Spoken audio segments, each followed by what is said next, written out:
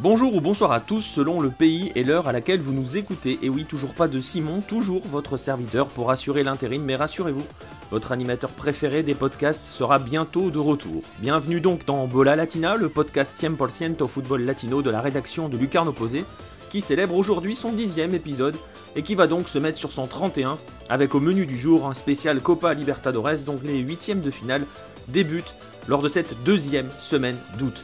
Mais avant cela, vous connaissez la petite routine, vous avez vos habitudes. On débute bien évidemment par les noticias.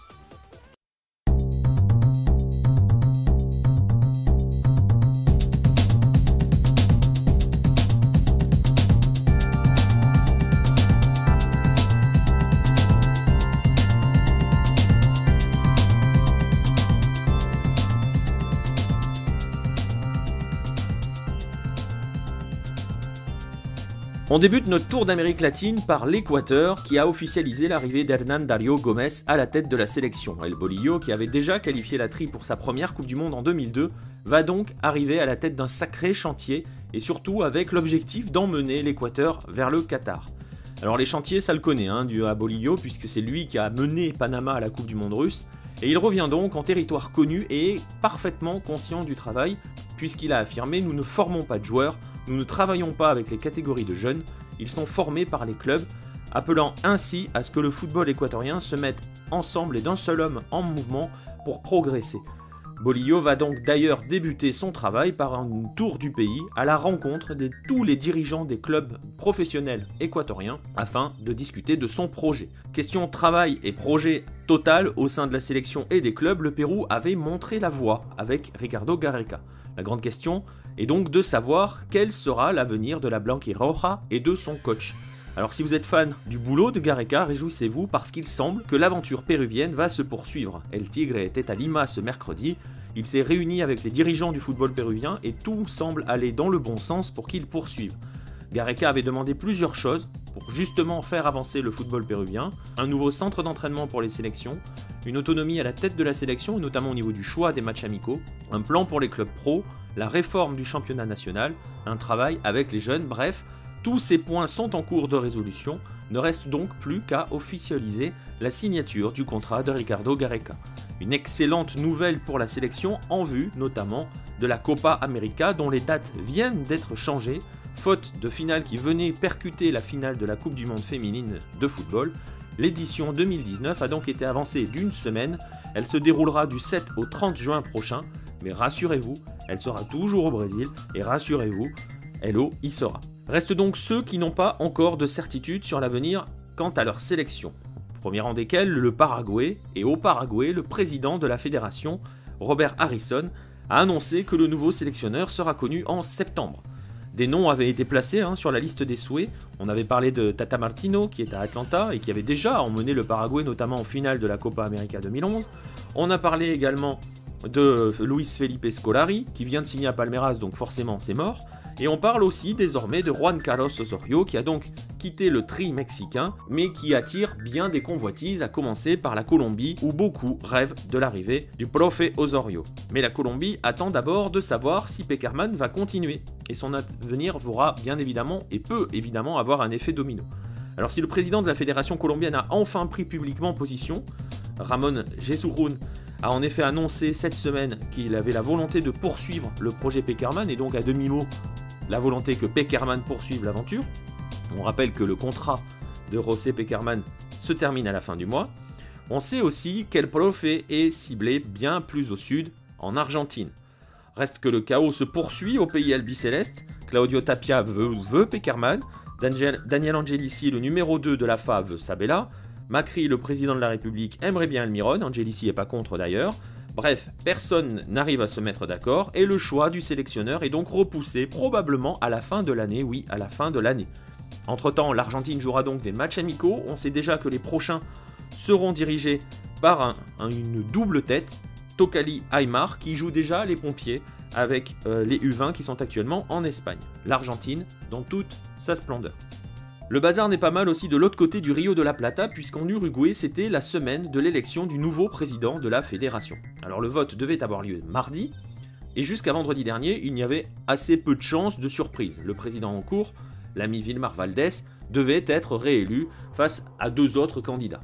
Et pourtant, samedi matin, patatras, la rumeur court, Valdés va retirer sa candidature. Et il va même plus loin, il démissionne avec effet immédiat. Un petit peu comme un Franck Ribéry en Afrique du Sud, il se présente alors au téléfoot uruguayen, Punto Penal, dimanche matin, explique son retrait pour des raisons personnelles. Sauf que rapidement, on apprend qu'il existe des enregistrements secrets compromettants qui auraient poussé Valdés à la démission dans une sorte de chantage non dit. Des enregistrements de quoi ? De Valdés tout simplement critiquant à bras raccourcis le gouvernement dans le cadre d'une conversation privée. Ces enregistrements ont été fournis par un entrepreneur en déroute, Walter Alcantara, à un journaliste peu scrupuleux, Julio Rios, qui l'a lui-même fait écouter à Arturo Del Campo, un autre candidat à la présidence. Et c'est donc ce même Arturo Del Campo qui aurait prévenu son ami Vilmar, bien évidemment, ce qui aurait donc poussé ce dernier à démissionner. Il ne restait donc plus que 2 candidats à la présidence de l'AUF, Arturo Del Campo, donc ancien président de Danubio qui avait été discrédité aux yeux de certains pour donc avoir fait fuiter l'audio de Valdés, dans ce qui apparaît à tort ou à raison d'ailleurs comme une forme de chantage. L'autre candidat est tout aussi amusant, il s'agit d'Eduardo Abulafia, l'homme lige de Paco Casal, propriétaire de Tenfield, la société de diffusion du football uruguayen et de quelques autres championnats, également agent de joueurs et homme le plus riche d'Uruguay, contre qui nombreux étaient ceux à s'opposer, souvenez-vous notamment des prises de position des joueurs de la sélection. Mardi, donc, jour d'élection, Abulafia est malheureusement favori, même s'il est détesté par les joueurs, les entraîneurs, les arbitres, les terrains de football et même certains gradins en béton. Les joueurs et les arbitres se préparent d'ailleurs déjà à la grève en cas d'élection de ce dernier. Alors il va bien avoir une majorité simple de voix en sa faveur, une bonne dizaine sur 17, mais pour être élu, la majorité est fixée à 12 sur 17, pour assurer une certaine assise au président. Et grâce à l'action salutaire du Nacional et de quelques autres clubs, dont Liverpool et Danubio, une motion est adoptée pour repousser l'élection de 3 semaines. C'est reculer pour mieux sauter car d'après Ovation, aucun autre candidat ne sera accepté autre que les 2 actuellement en cours. En jeu, tout simplement la négociation des droits de diffusion du football uruguayen. Tenfield possède ses droits jusqu'à 2025 et sentant un vent froid défavorable souffler dans sa nuque, souhaite prolonger ce contrat jusqu'en 2032 avant que le vent tourne définitivement en sa défaveur. Affaire donc à suivre dans 3 semaines. Revenons donc sur les terrains, avec le 2e tour de la Copa Sudamericana qui a déjà livré quelques verdicts, sont ainsi qualifiés 3 Colombiens, Santa Fe et le Deportivo Cali qui ont géré respectivement Rampla Juniors et Bolivar, mais aussi Junior qui lui s'est offert le dernier finaliste de la Libertadores. On a aussi 2 Argentins, Banfield et Defensa y Justicia, qui éliminent respectivement Boston River et El Nacional et qui s'affronteront en 8e de finale, et on trouve enfin Caracas et le Deportivo Cuenca. A noter que l'exploit de la semaine est pour Colón, qui est tout simplement la première équipe argentine à s'imposer à Sao Paulo face au tricolore avec un but inscrit en fin de match. A noter également le golasso de la semaine pour Junior Sornosa avec Fluminense face à un très triste défenseur. Fluminense s'est imposé 2-0. Et puisqu'on parle de compétition continentale, la transition est toute trouvée pour nous projeter désormais sur la plus belle, la Copa Libertadores, notre dossier de la semaine.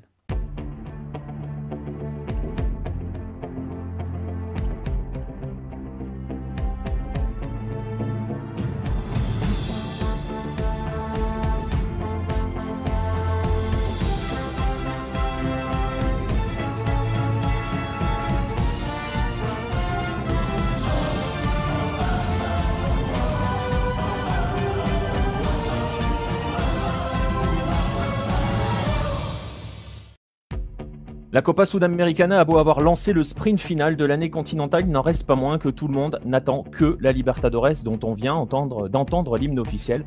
La Libertadores est celle qui nous fait dire que c'est tout simplement la plus belle compétition du monde qui est de retour. Car oui, c'est l'heure du retour avec les 8e de finale de l'épreuve qui débute cette semaine sur tout le continent sud-américain. Et pour cela, on va donc présenter les 8e de finale et donc les 8 rencontres qui nous attendent au cours de ce mois parce que vous allez voir, le calendrier est assez exceptionnel. Et pour cela, bien évidemment, je suis accompagné des derniers rescapés de la Team Melo encore présents en Libertadores. Bon, là au moins on n'est pas en Coupe du Monde, on est certain que l'un d'entre nous ira au bout parce qu'on est entre nous, on est chez nous.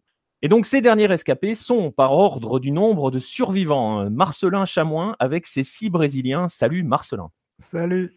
Le deuxième, alors il y a 6 Argentins, donc il va y avoir, outre moi, bien sûr, il va y avoir Rodolphe, parce que qui dit Argentine dit aussi Rodolphe Willem. Salut Rodolphe. Salut Nico, salut à tout le monde. Et bien évidemment, il va y en avoir un qui va tenter de s'accrocher au milieu de tout cela. C'est notre Colombien de service, Pierre Gerbeau, et son unique représentant. Mais bon, promis, hein, c'est le plus beau de tous les représentants. Salut Pierre, comment vas-tu? Salut Nico, ça va et toi?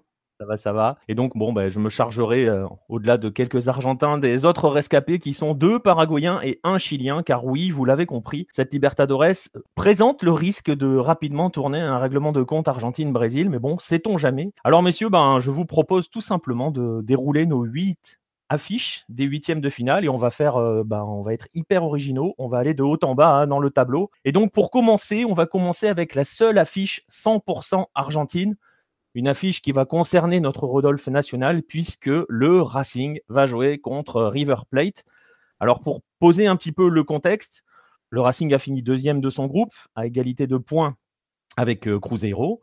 Il a fait un plutôt bon parcours dans cette Libertadores puisqu'il est tout simplement le 2e meilleur 2e. Ça fait beaucoup de 2e, mais c'est ainsi. Et il va donc affronter River qui a gagné son groupe. Rodolphe, avant d'affronter River Plate, dans quel état général se trouve le Racing depuis la fin de la phase de groupe? Parce qu'on le sait, beaucoup de choses se sont passées depuis. Ouais, Nico, exactement. Depuis la fin de la phase de groupe, il y a eu beaucoup de changements. Le plus important, comme je pense beaucoup de personnes le savent maintenant, c'est le départ de Martinez, Lautaro Martinez, qui est parti donc en Europe. Et je pense que ça va être l'un des plus beaux recrutements en Europe du côté de l'Inter de Milan.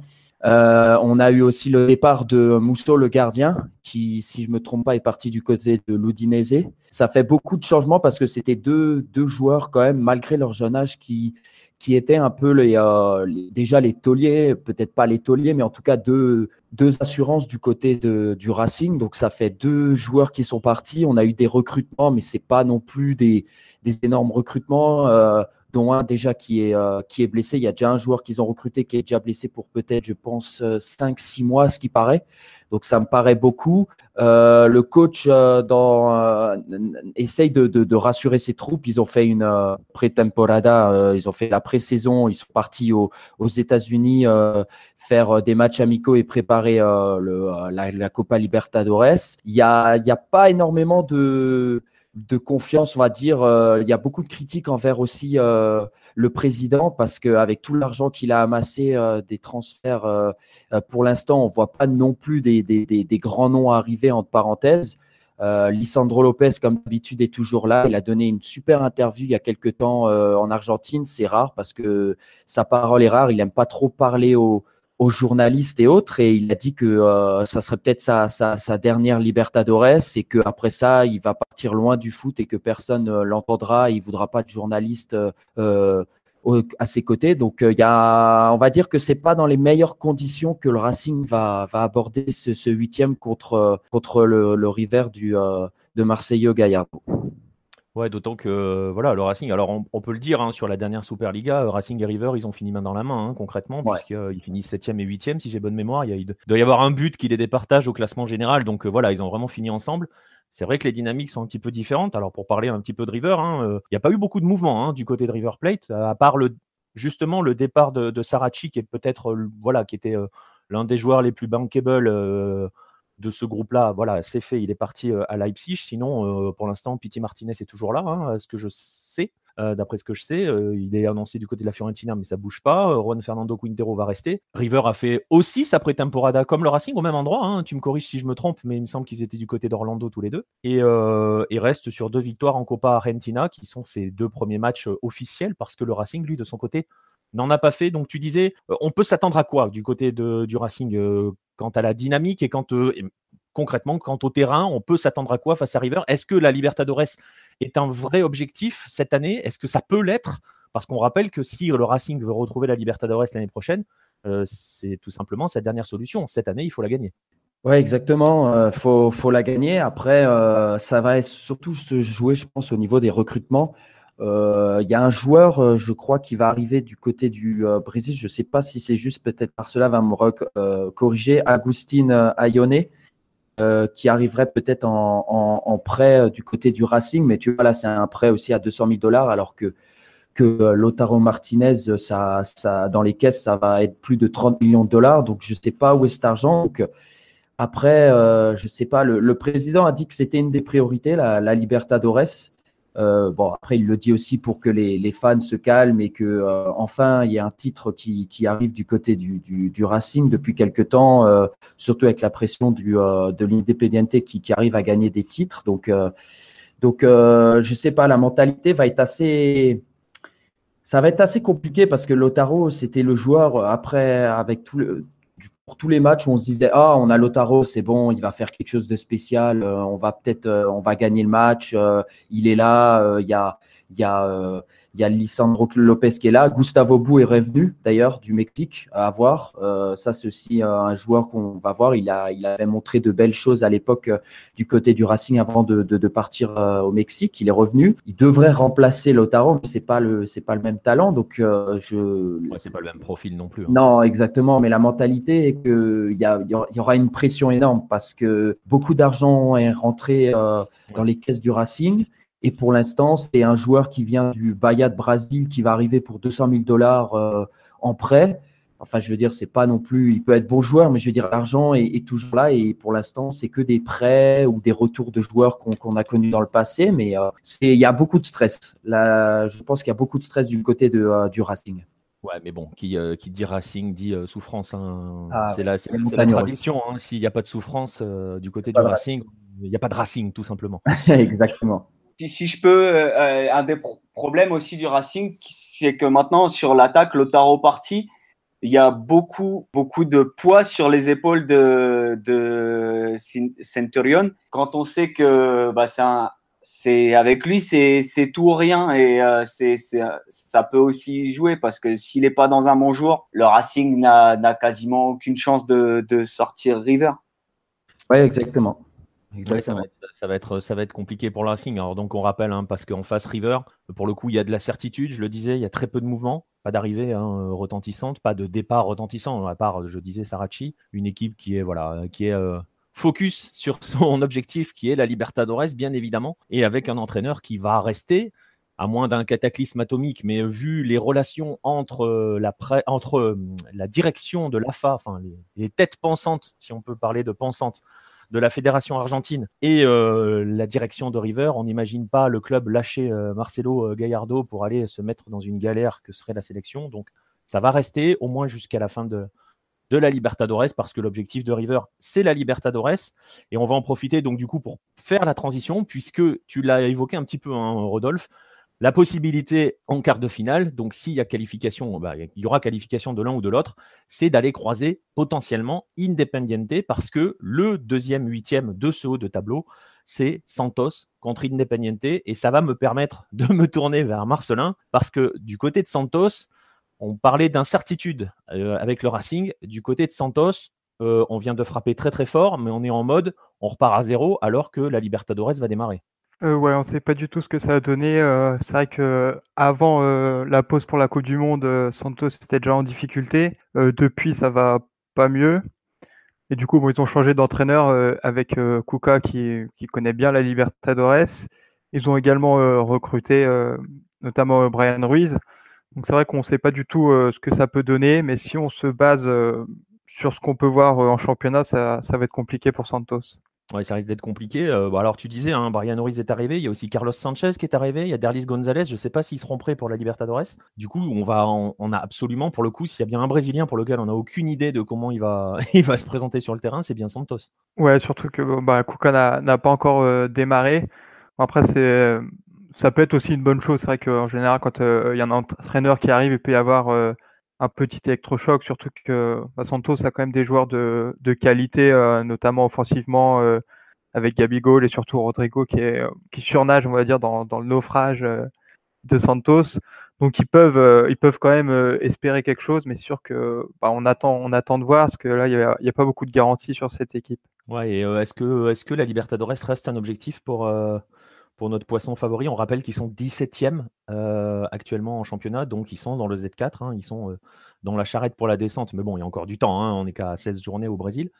La Libertadores reste un objectif côté Santos ou on est en train de se dire faudrait peut-être sauver ce qu'on peut sauver en championnat? Moi, je pense qu'ils ont les moyens d'assurer le maintien assez facilement et de jouer quelque chose en Copa Libertadores. Après, est-ce que l'effectif est suffisant pour aller au bout? Je pense pas. Donc, ouais, on va essayer de faire un bon huitième et puis après se concentrer sur le championnat. Là, ils vont avoir beaucoup de matchs au mois d'août, parce qu'ils sont encore en Coupe du Brésil.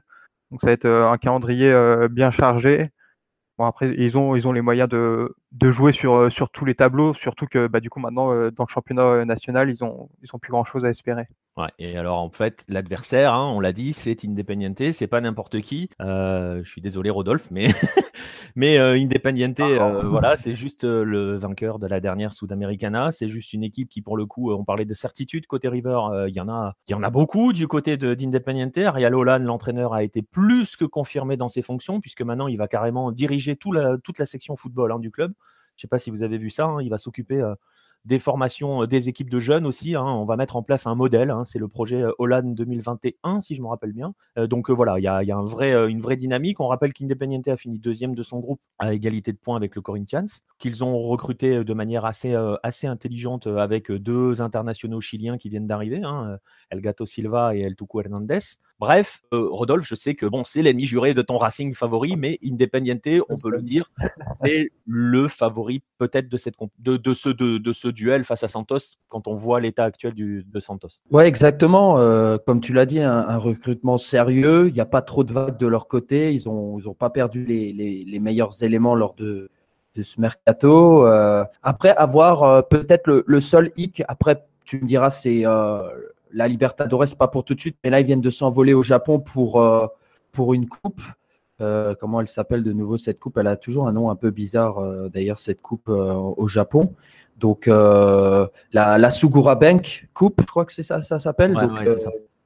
Ouais, ils sont partis donc à Osaka, je crois, hier, pour plus de 30 heures de voyage. Donc, je sais que c'est encore loin, mais est-ce que peut-être à faire des matchs de l'autre côté du continent, ça va peut-être ça sera peut-être le seul point faible que je leur trouve en ce moment, parce que tout est sérieux en parenthèse du côté de l'Independiente, que ce soit du côté du management, du recrutement, des résultats. Donc, non, c'est sûr, pour moi, ils seront favoris dans ce match, et puis peut-être même encore après lors du quart de finale avec le vainqueur du duel Racing River, quoi. Et on rappelle que pour Independiente, l'objectif il est simple, la Libertadores, c'est le recordman de titres, Independiente avec 7, et il va falloir résister à l'autre ambitieux dont on parlera un petit peu plus tard dans ce podcast, Boca. Il y a un duel à distance entre les deux pour savoir qui sera le roi à la fin de la saison. Les deux sont favoris. De toute façon, dès qu'ils arrivent en huitième de finale, ces deux-là, on est obligé de les classer dans les favoris. Et donc, voilà. Santos Independiente, Racing River, ça va se croiser en quart de finale, ça sera le premier. Et ensuite, on va donc glisser un petit peu, descendre dans le tableau avec encore un Brésil-Argentine. Ouais, il y en a quelques-uns. Grêmio Estudiantes.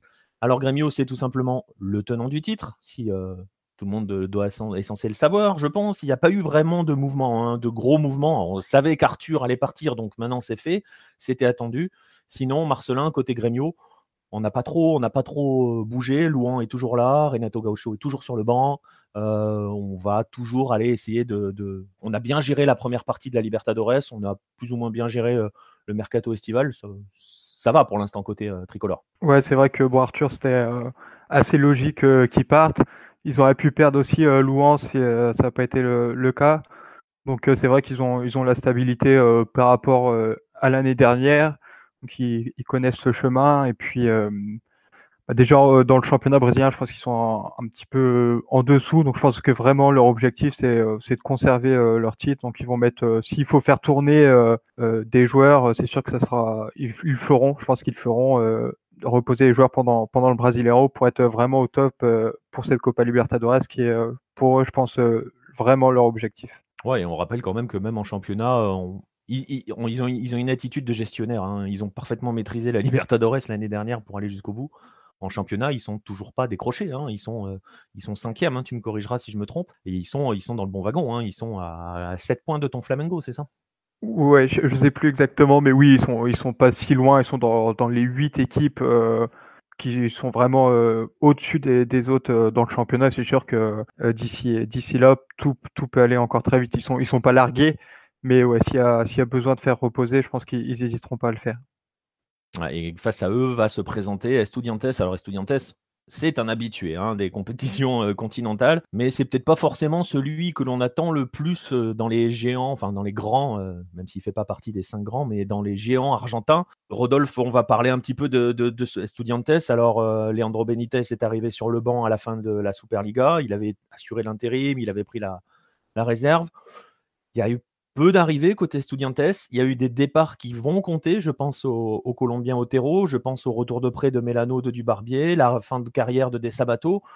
On ne sait pas trop où ça va, cet Estudiantes-là, même si en Copa Argentina, pour l'instant, ils ont plus ou moins géré.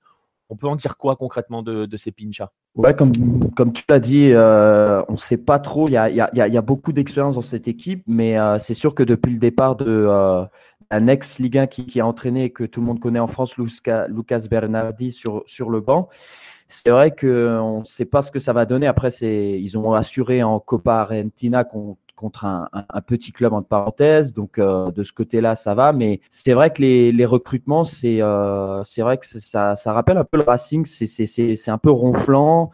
C'est pas des noms non plus très, très, très connus ou autres. Mais peut-être qu'avec l'expérience qu'ils ont, ils pourront peut-être créer la surprise face aux tenants du titre. Ça va être quand même compliqué.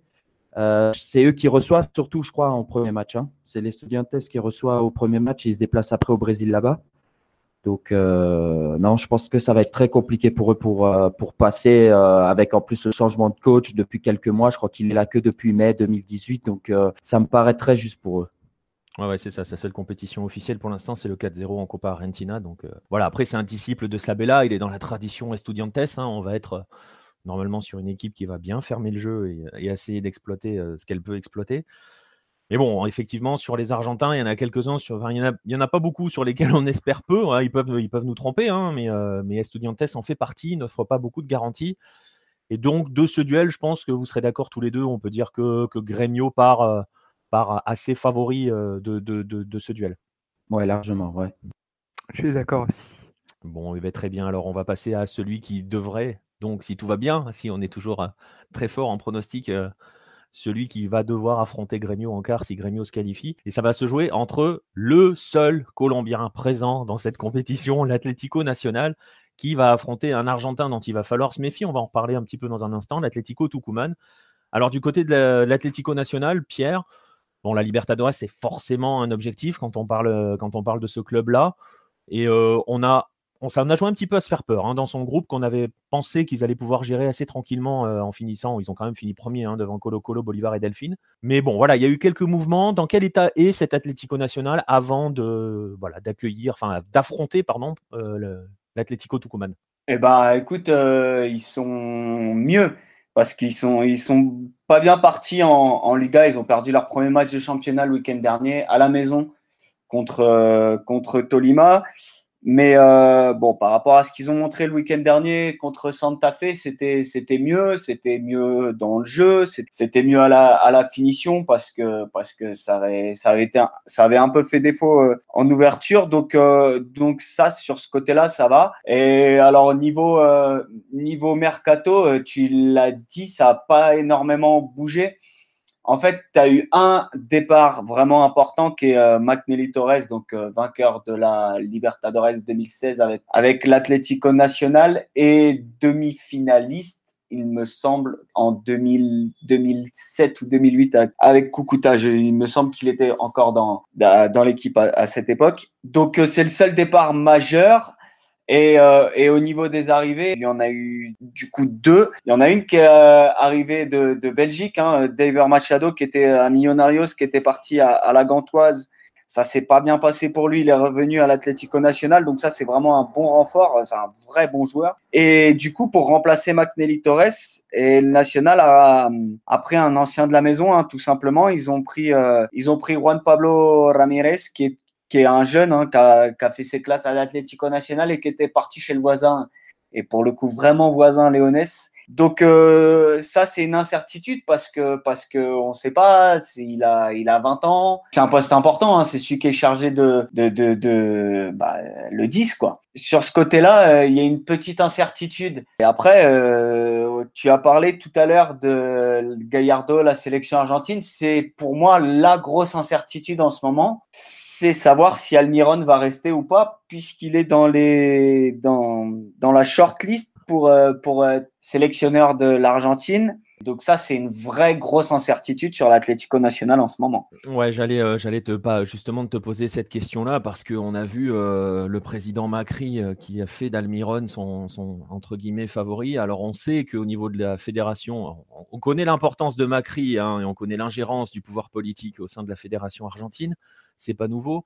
On sait que dans les deux grands leaders entre guillemets de la Fédé actuellement, Claudio Tapia et Daniel Angelici, on est sur d'autres noms, hein, on n'est pas dans ces esprits-là. On parle de Sabella et de Pekerman. Mais si Macri parle d'Almiron, effectivement, on peut craindre le pire du côté de l'Atlético Nacional. Est-ce qu'on a des bruits, des rumeurs concernant… Parce que, il faut le dire, Almiron, c'est quand même quelqu'un qui généralement construit sur le long terme avec ses équipes.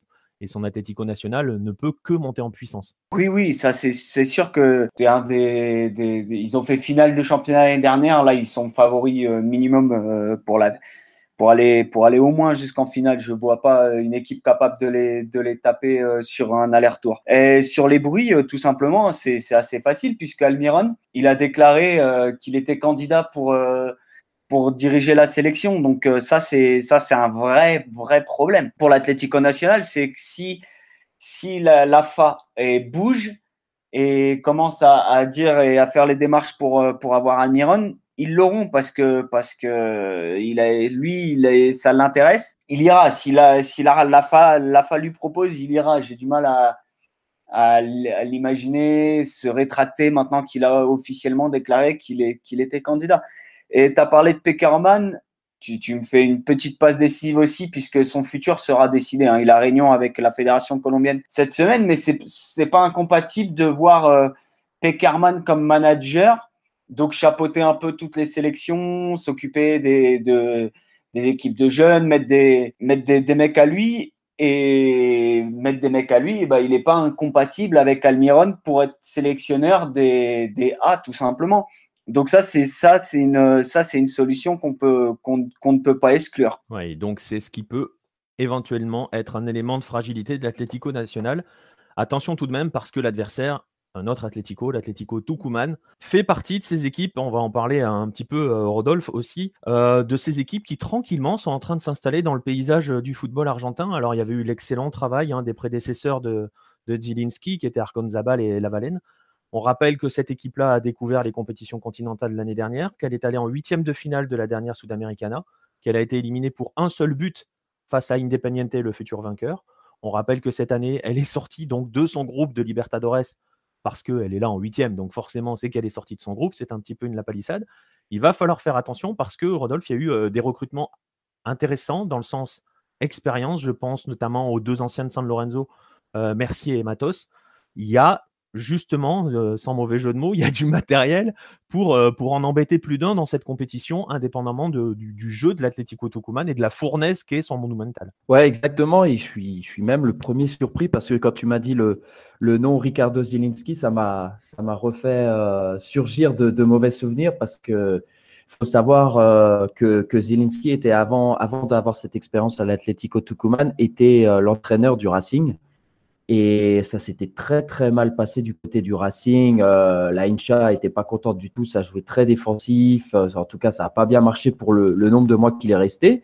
Et je me suis dit, il va retrouver un club, mais ça ne va pas bien marcher non plus et autres. Et en fait, je me suis totalement trompé parce que c'est vrai que le travail qu'il fait du côté de l'Atlético Tucumán est vraiment beau à voir. Il y a des recrutements très intéressants avec de l'expérience. Tu as Luis Rodriguez qui a l'expérience aussi de ses 33 ans.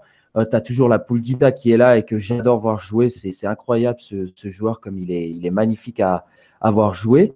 Et après, le seul petit bémol, c'est que je crois que sur les 30 joueurs qu'il a ou quelque chose comme ça, il y en a 11 qui n'étaient pas là au début du championnat. Donc, il y a eu aussi un turnover assez important du côté de l'Atlético Tucumán.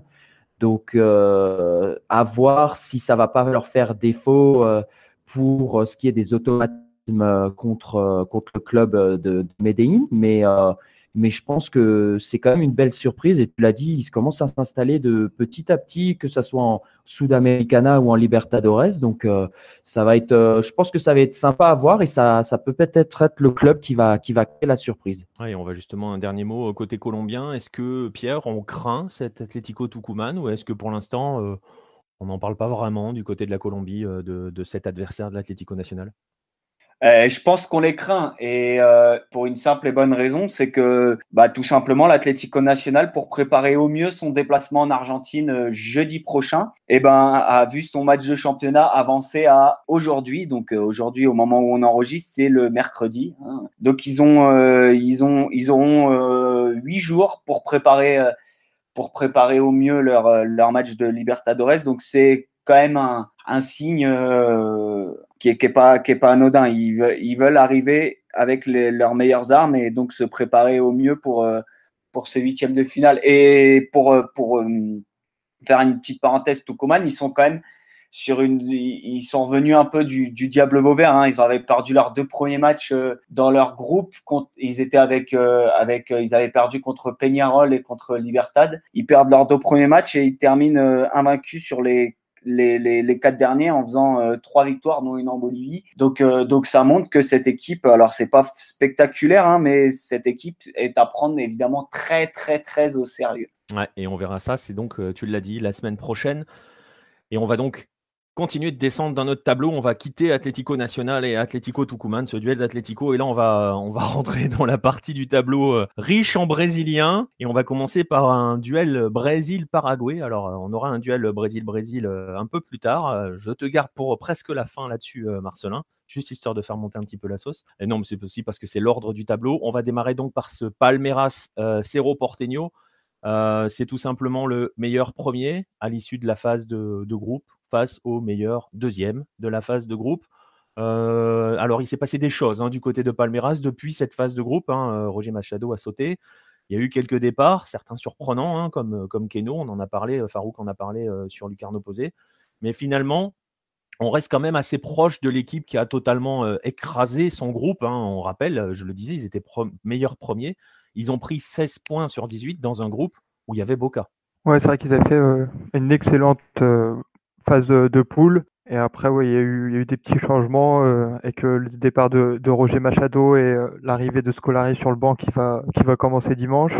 Mais après, ouais, l'équipe reste plus ou moins la même et ça reste quand même une équipe de cadors avec beaucoup de joueurs d'expérience, ce qui peut faire la différence à ce stade de la compétition. Donc même s'il y a eu ce changement d'entraîneur, je pense que Palmeiras arrive avec certaines certitudes pour ce match. Ouais, justement, tu l'as évoqué, j'allais te titiller un petit peu là-dessus, puisque tu l'as dit, c'est Scolari qui prend les rênes de Palmeiras. Ça va rappeler des souvenirs à tous les supporters, à tous les supporters du Cochon. Et je pense notamment à Simon, qui doit préparer ce match. On en attend quoi concrètement de Scolari? Il a des objectifs qui ont été fixés. On peut s'attendre à quoi au niveau du jeu? On va pas avoir une grande révolution au niveau de Palmeiras quand même.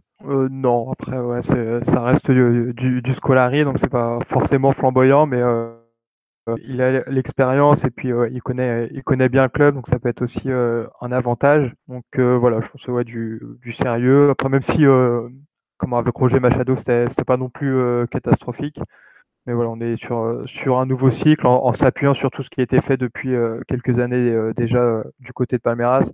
Donc pas de révolution, mais je pense plutôt de la continuité dans du travail qui a déjà été excellent. Ouais, et face à ce Palmeiras, donc le Cerro Porteño, l'un des deux Paraguayens restant en piste, concrètement, il faut le dire, le Paraguay est la nation qui résiste le mieux aux Argentins et aux Brésiliens, puisque eux, ils sont deux. Donc le Cerro Porteño, je vais donc vous en parler un petit peu de cette équipe-là, qui est dirigée par Luis Ubeldia, que l'on connaît bien, et que vous connaissez bien si vous êtes habitué à nous lire et à nous écouter sur Lucarno Posé. On sait que ces équipes à lui sont extrêmement équilibrées, extrêmement joueuses, extrêmement intéressantes à voir. Et cette équipe-là peut poser des dangers, des problèmes à Palmeiras.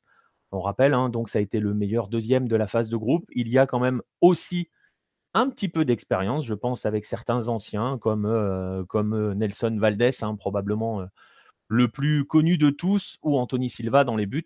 Mais voilà, c'est une vraie équipe dangereuse. Est-ce que, Marcelin, côté brésilien, le Cerro Porteño, ça, je ne vais pas dire ça fait trembler, parce que j'imagine mal un Brésilien trembler devant un Paraguayen, mais est-ce qu'on se dit, attention, il y a danger avec cette équipe-là, attention, c'est costaud le Cerro Porteño? Tremblay, non, effectivement, mais après, ouais, quand tu arrives en huitième de finale, tu t'attends pas, pas à un match facile, donc je pense qu'il y a quand même. Bon, on prend en sérieux, quoi, et on sait qu'il faut être vigilant pour espérer aller plus loin. Ok, bah très bien. Eh ben, écoute, on va glisser vers un autre choc avec un Brésilien et un Brésilien qui va rencontrer un Chilien. On va passer au duel entre Corinthians et Colo-Colo. Alors pareil, alors pour le coup, du côté du Corinthians, même si on a l'habitude du Corinthians, on peut le dire, hein, c'est quand ils arrivent dans une compétition continentale, on peut les classer rapidement au rang des outsiders. Est-ce que je me trompe si je te dis que le Corinthians est quand même extrêmement discret cette année, mais finalement avance tranquillement à sa main, j'ai envie de dire? Ouais, je trouve qu'ils sont là. Je pense c'est l'une des meilleures équipes depuis la reprise, depuis la Coupe du Monde. Ils ont juste un peu foiré le match contre São Paulo, mais sinon ils ont été très bons encore contre Vasco dimanche. Ils ont mal démarré, mais après ils ont gagné 4-1. Il y a Romero qui est exceptionnel en ce moment. Et voilà, même si dans le jeu, on peut attendre plus de cette équipe. Je trouve qu'ils sont vraiment solides. Et puis, ouais, on sent une progression dans l'équipe. Donc, je pense qu'ils sont aussi à prendre au sérieux. Ouais, et tu disais, hein, André Romero qui marche sur l'eau en ce moment. Il y a aussi quelques arrivées. Je ne sais pas si elles seront prêtes pour le premier match, hein, qui a lieu au Monumental de Santiago la semaine prochaine, donc le 8 août, heure de Santiago, dans la nuit du 8 au 9 pour nous, avec, je pense, à Sergio Dias, justement, un Paraguayen, qui arrive en prêt du Real Madrid, et Andrelo Arauz, un ancien de l'Universidad de Chile. On est en train de renouveler un petit peu cet effectif, hein, côté Corinthians, hein, j'ai l'impression, avec des jeunes qui viennent prendre du temps. Ouais, c'est bien. Du coup, ça se renouvelle un petit peu, même s'il y a toujours la base avec les joueurs d'expérience, les deux joueurs qui ont participé à la Coupe du Monde avec Cassio et Fagner. Au milieu, Jadson aussi qui a prolongé. Donc, ouais, on va dire ça s'améliore par petites touches. La base reste la même. Donc, ouais, c'est, je pense, un recrutement qui est plutôt positif. Ouais, et alors face à ce Corinthians, il va y avoir donc le malheureux, hein, Chilien, le dernier rescapé. Enfin, c'est presque un exploit, hein, de voir un Chilien en huitième de finale d'une Libertadores ces derniers temps. Ce Chilien, c'est Colo-Colo. Colo-Colo, dirigé maintenant par Hector Tapia, et qui va arriver face aux Corinthians avec une attaque assez folle, même si âgée. Je vous la donne, hein, concrètement, vous allez voir, normalement, ça devrait émoustiller un petit peu, si vous ne le savez pas. El Mago Valdivia, Jaime Valdés, Esteban Paredes et Lucas Barrios. On a un duo offensif Paredes-Barrios qui a marqué sur les 2 matchs sur lesquels il a été aligné pour la reprise au Chili. On va se retrouver donc maintenant face aux Corinthians. Lucas Barrios, il connaît un petit peu, hein, le championnat brésilien. Est-ce que du côté du Brésil, Marcelin, on commence à regarder un petit peu aussi de ce Colo-Colo? On se dit que le Corinthians va devoir se méfier, ou il y a sérénité absolue face à un Chilien qui a l'habitude de se foirer un petit peu, il faut le dire, en compète continentale? Ouais, je pense qu'ils sont assez confiants de leur force. Ils se seront contents aussi de revoir des joueurs passés par le championnat brésilien. Mais après, ouais, je pense que dans leur tête, ils disent qu'ils sont le Corinthians. Il y a le match retour à domicile. Donc je pense qu'ils partent plutôt confiants pour ce match. Ouais, je pense qu'on peut même dire quand même qu'ils partent tranquillement favoris, hein, sur ce duel face à Colo-Colo. Ouais, je pense aussi. Ouais. Bon, bah écoute, et en cas de qualification, hein, ce vainqueur-là affrontera le vainqueur de Palmeiras, Cerro Porteño. Donc j'imagine très bien qu'au Brésil, on a quand même quelques projets pour les quarts de finale. Je me trompe? Un petit derby paulista, je pense que ouais, ça ferait plaisir à tout le monde. Ouais, je pense. En attendant le derby paulista, tu as vu le génie de la transition, on va aller sur un duel 100% brésilien, celui qui va te faire probablement le plus stresser, je pense, parce que il concerne ton Flamengo qui va affronter Cruzeiro. Alors, Flamengo aura le désavantage de se déplacer au match retour, mais si l'on regarde les dynamiques actuelles, on peut quand même penser, tu me diras, hein, si je me trompe ou pas, que ce Flamengo part avec un petit peu d'avance en termes pour les bookmakers face à un Cruzeiro qui était intéressant pendant la phase de groupe, mais on va y revenir, où il y a eu des mauvais mouvements, on va dire. Ouais, après, même si je trouve que depuis, pareil, la reprise de la Coupe du Monde, Cruzeiro, à part le dernier match, toujours contre São Paulo, c'est assez intéressant ce qu'on voit. Il y a quand même des joueurs d'expérience et de qualité, avec Thiago Neves, par exemple. Donc je pense que oui, s'il fallait faire un favori, ce serait plus Flamengo. Mais ils ont eu un peu de mal, eux, par contre, à reprendre, à part le dernier match contre Sport. Donc ouais, léger favori, mais ouais, je pense que Cruzeiro, c'est quand même très costaud, et surtout avec le match retour, je pense que ça peut être très serré, aussi bien à l'aller qu'au retour. Il y a quand même une sacrée malédiction sur les avant-centres à Cruzeiro. Cette année, on rappelle que Fred s'est pété d'entrée, que Sasa est blessé, et que donc ils ont été chercher Hernan Barcos pour en gros aligner un 9 concrètement. Ça a bien fonctionné, puisque Barcos a marqué pour son premier match, c'est ça, si je ne me trompe pas. Il y a quand même cette incertitude-là côté Cruzeiro, mais tu l'as dit, c'était une belle équipe sur la phase de groupe. Ouais. Après, Barcos, il a envoyé aussi un penalty assez dégueulasse sur la barre.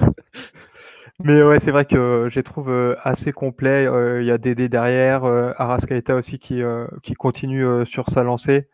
Donc il y a vraiment une très belle équipe. Donc je ne suis pas forcément serein pour Flamengo. Alors que Flamengo est tout simplement le leader de la Serie A et gère plutôt bien quand même de manière générale. Même sa Libertadores, la phase de groupe a été plutôt bien gérée. Elle manquait peut-être un petit peu d'ambition face à River notamment, mais elle a été gérée sereinement, cette phase de groupe. Ouais, ils ont su gagner les matchs importants. Ils auraient pu se mettre en difficulté. Mais ouais, c'est vrai que ça n'a pas été le cas, parce qu'ils ont su faire ce qu'il fallait au bon moment, on va dire. Et après, c'est vrai qu'en championnat aussi, ils gèrent plutôt bien, même s'il y a eu un match nul contre Santos notamment. Mais voilà, c'est vrai que l'effectif, à part forcément le départ de Vinicius Junior, c'est resté le même. Il y a Vitinho qui va pouvoir le remplacer, qui est quand même un joueur de qualité, donc je pense qu'il peut s'intégrer rapidement à l'équipe. Donc c'est vrai qu'aussi, on peut dire que l'effectif de Flamengo est assez impressionnant, et aussi complet à tous les postes. Il y a de la qualité. Très bien, écoute. Et ici, pardon, Marcelin, j'ai 2 questions pour toi. Alors là, il y a une colonie colombienne importante à Flamengo. Où en est Berrio dans sa récupération? Il a été, pour ceux qui ne suivent pas, Berrio, avant l'année dernière, il s'était fait le tendon d'Achille, je crois. Donc, il a gagné la Libertadores en 2016 avec l'Atlético Nacional. Comment il va? Où en est sa récupération? Il fait partie du groupe pour ce soir en Coupe du Brésil. Donc après, je pense pas qu'il jouera, mais il est sur le retour. Et comment Marlos Moreno, aussi Atlético Nacional 2016, comment il s'est intégré à l'équipe? Parce qu'il est arrivé au mois de janvier, si je me trompe pas. Est-ce qu'il a du temps de jeu et qu'est-ce que ça donne? Il a très peu joué, parce que sur les côtés, il y a de la qualité. Donc avec Vinicius Junior qui est parti, et puis Everton Ribeiro de l'autre côté. Donc pour l'instant, il a très peu joué. Après, par contre, maintenant, avec le départ de Vinicius, c'est vrai qu'il peut aller chercher sa place. Il était titulaire dimanche, et pour moi, ça a été l'un, si ce n'est même le meilleur joueur de l'équipe. Donc pour l'instant, on n'en a pas encore trop vu, mais sur ce qu'on a vu, il y a quand même beaucoup de positifs, et on espère que ça va marcher pour lui. Eh ben parfait. Parfait. Justement, on va donc terminer cette présentation des 8 matchs avec celui qui devra affronter le vainqueur de Cruzeiro Flamengo en quart de finale.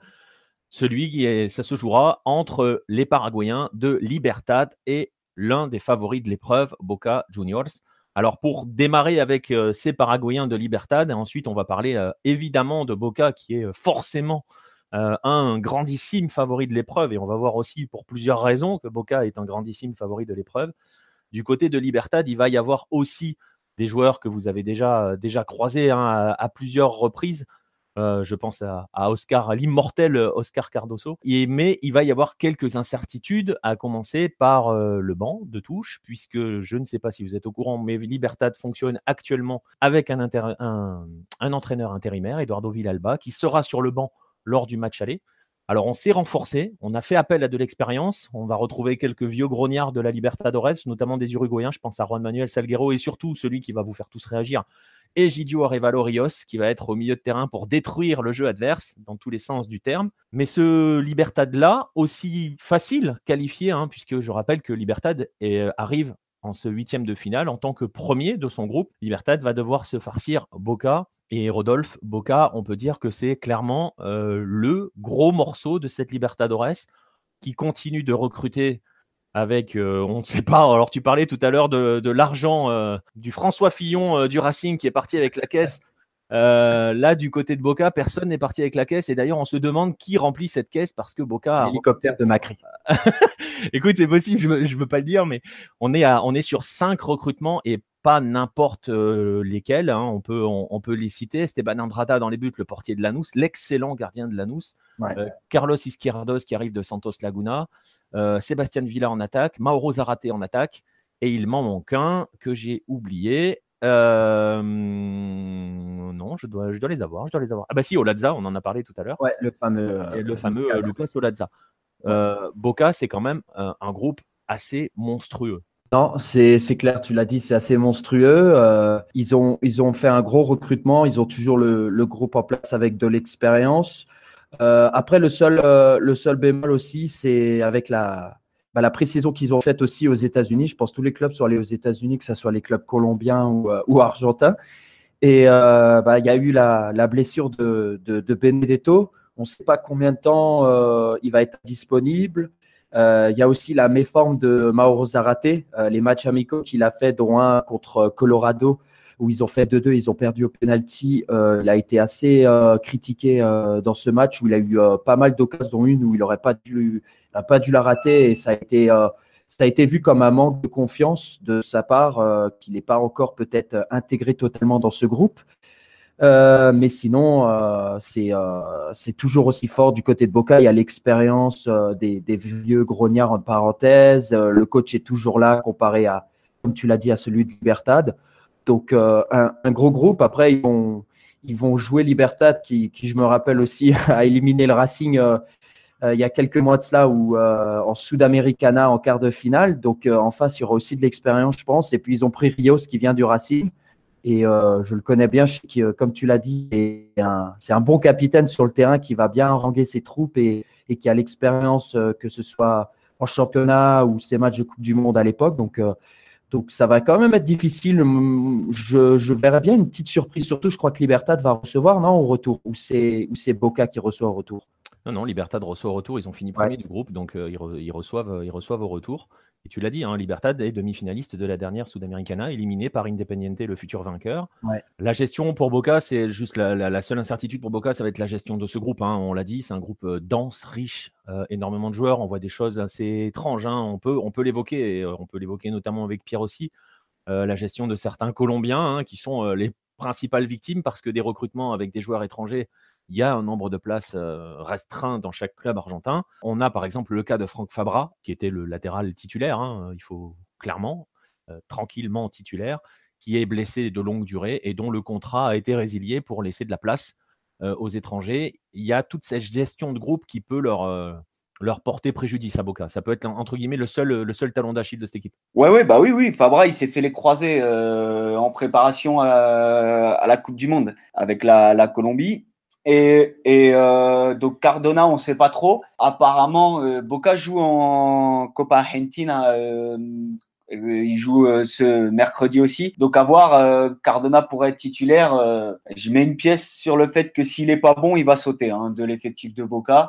Et en plus, il a eu des problèmes extrasportifs au milieu de la saison dernière. Et donc, ça joue pas en sa faveur non plus. Donc voilà, il y a Barrios aussi, le cas Barrios qui est courtisé très fortement en Angleterre, à Tottenham et Chelsea. Boca voudrait le garder jusqu'au mois de décembre et il y aurait des négociations entre son agent, lui, et le club de Boca pour que son salaire soit augmenté et sa clause également. Sa clause actuellement, elle est à 20 millions de dollars. Donc Boca voudrait le garder et Barrios, je pense qu'il voudrait partir cet été, mais que si Boca arrive en lui disant on augmente ton salaire et ta clause, je pense qu'il pourrait rester jusqu'à décembre.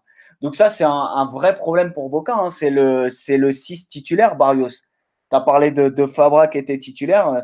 effectivement, après, bon, il y a Emmanuel Mas qui peut faire l'affaire, qui fera le job et pour le remplacer. Mais Barrios, pour moi, est bien plus important que Fabra dans l'effectif de Boca. C'est le 6, c'est lui qui est chargé d'équilibrer. On sait que Boca, ça joue 4-3-3. Hein, et donc, il était avec, au semestre dernier avec Pablo Pérez et Nandes, il était dans le 4-3-3. C'était lui qui était le 6. Donc, je ne sais pas si Boca peut se permettre de le perdre maintenant. Hein. Ça, c'est une vraie certitude. C'est une vraie question. Et moi, perso, Boca, vous avez vu comment ils ont terminé le semestre en Argentine. Alors, c'est vrai, ils ont un effectif très costaud, mais ils ont sur beaucoup de noms. Et dans le jeu, rapport joueur et jeu proposé, c'est pas terrible. Hein. Ouais, mais c'est parce on est à nouveau sur ce qu'on évoque, hein, sur la gestion de ce groupe ultra dense, ultra riche, avec énormément de joueurs de qualité. Il faut arriver à les faire jouer tous ensemble. Il faut aussi gérer certains égos. Tu évoques le souci Barrios avec les Colombiens et il y a aussi cette gestion des joueurs étrangers. Alors, on sait qu'il y a plus ou moins un nettoyage de prévu. On parle d'un départ de Nandez. On est en train de plus ou moins pousser Sébastien Pérez vers San Lorenzo. Ça va nettoyer un petit peu au niveau des étrangers parce que les places sont chères. C'est vraiment la seule incertitude avec ce Boca-là qui, Rodolphe, je pense, on peut le dire, sur ce duel avec Libertad quand même si tu penses qu'il peut y avoir une surprise, normalement sur le papier, Boca part devant. Ouais, non, quand même, ça part devant. C'est juste, vu comme l'a dit aussi Pierre avec la saison qu'ils ont faite, les blessés qu'ils ont, il y a aussi Gago, l'éternel blessé. Et non, ils sont quand même favoris. Ils ont l'expérience, ils ont le groupe. Non. Et les recrutements qu'ils ont faits, c'est quand même des recrutements d'expérience. Je critiquais un peu avant Zárate, mais il a cette expérience européenne et des matchs quand même internationaux et des matchs à enjeu. Donc non, ils seront quand même favoris. J'avais juste une question pour l'autre Colombien. De toute façon, pas Cardoso, qu'est-ce que je dis moi? Cardona, il est de toute façon en prêt. Hein. Ils ne l'ont pas acheté encore, Boca Junior. Et non, il est en prêt. Il était en prêt du Monterrey. Il est toujours en prêt. Monterrey, c'est ça, du club mexicain de Monterrey. Et ils se posaient la question de l'acheter ou pas. Mais ils peuvent très bien casser le prêt. Hein. Ils peuvent le renvoyer au Mexique. Bah ouais, c'est pour ça. Si ça peut peut-être libérer encore une place d'internationaux, de joueurs étrangers, comme il est en prêt, je pense que ça sera aussi plus simple et à moindre frais pour eux, quoi. On peut juste préciser, parce que c'est peut-être pas clair pour tout le monde, en Argentine, tu es limité au nombre d'étrangers dans ton effectif. Et étranger, c'est pas comme en Europe où tu as l'arrêt Bosman qui te permet de travailler avec n'importe quel joueur de l'Union européenne. En Argentine, même globalement en Amérique du Sud, étranger, c'est tout ce qui vient pas du pays. Et c'est limité donc à 6 étrangers par effectif. Si je me trompe pas, Ouais, c'est ça. Ouais. Voilà. Et ça aussi, il faudrait peut-être en parler. Ça varie selon les pays. Hein. En Colombie, c'est 3 sur le terrain en même temps et 4 au total dans l'effectif. Donc ça, c'est un vrai problème pour Boca, hein, de limiter le nombre d'étrangers dans leur effectif. Ouais, surtout quand il continue d'en recruter, à l'image de Sébastien Villa, qui est aussi colombien et qui arrive de Tolima. Et tu l'as dit, oui, il n'y a pas d'arrêt Bosman. De toute façon, il n'y a pas d'union sud-américaine, contrairement à ce que certains veulent nous vendre. Mais c'est un autre débat. On va en rester là donc pour ces 8e de finale. Alors, je vais rappeler très brièvement le programme, puisque ça démarre. Alors, on va parler en heure française, hein, parce que sinon, on va être complètement perdu. En tout cas, nos auditeurs seront perdus. Ça va démarrer dans la nuit de mercredi à jeudi avec Estudiantes Gremio. Et ensuite, on déroulera tranquillement Boca Libertad dans la nuit de mercredi à jeudi. Non, dans la nuit de mardi à mercredi, Estudiantes Gremio, pardon, je me suis trompé. Voilà, tu vois, j'avais dit que j'allais me tromper. Donc, dans la nuit de mardi à mercredi, Estudiantes Gremio pour lancer les 8e de finale. Ensuite, dans la nuit de mercredi à jeudi, nous aurons Boca Libertad, Colo-Colo Corinthians, Flamengo Cruzeiro, le moment pour Marcelin de trembler. Et ensuite, dans la nuit de jeudi à vendredi, nous aurons Racing River. Là, ça sera au tour de Rodolphe de trembler. Et puis, Atlético Tucumán, Atlético Nacional, ça sera au tour de Pierre de trembler. Et on terminera la semaine avec Cerro Porteño, Palmeiras, Independiente Santos. Ça sera repoussé au calendes grec, c'est-à-dire à la fin du mois d'août. Parce qu'il faut rappeler le génie de l'Amérique du Sud. Les matchs allés ont lieu la semaine prochaine.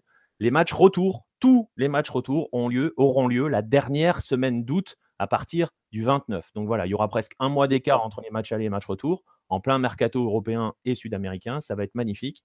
Tout ce qu'on a dit aujourd'hui sera peut-être à jeter à la poubelle avant les matchs retour. Bon, dans ces cas-là, on fera peut-être un autre podcast, on verra. Messieurs, je vais terminer avec le moment casse-gueule. Vous voyez où je veux en venir. On est en 8e de finale. Et bien maintenant, il va falloir me donner, messieurs, votre favori pour le titre. Je vais dire Palmeiras. Palmeiras pour moi aussi. Flamengo en toute objectivité. J'en attendais pas moins de toi. Eh ben, écoutez, merci bien. Je dirais pas River, alors, hein, d'accord.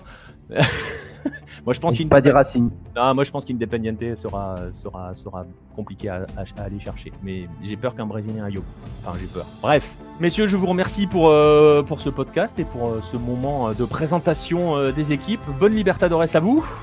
Merci. À toi aussi, Nico. Grâce à toi. Hein. Merci à toi. Et puis, on se retrouve bientôt pour d'autres Bola Latina pour parler de vos championnats et de vos équipes favorites. Merci, les gars.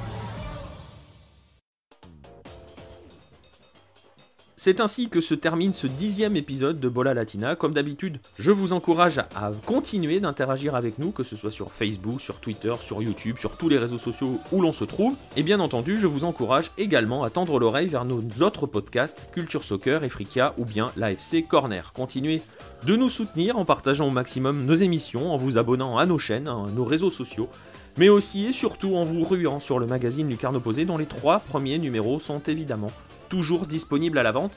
Le 4e arrive début septembre. Je vous laisse ainsi. À bientôt les amis.